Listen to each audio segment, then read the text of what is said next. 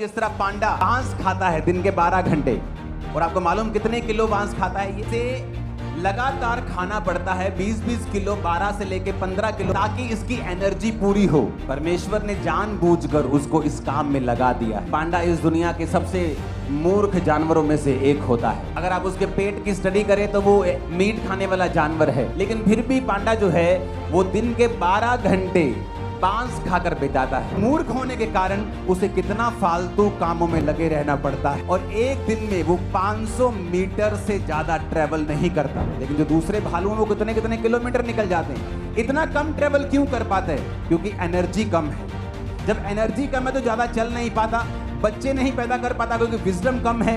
ये सारी चीजें एक ही कारण से हैं, बच्चे कम पैदा कर पाना, कम चल पाना, एनर्जी कम होना, फालतू चीजों में लगे रहना, बुद्धि की कमी की वजह से।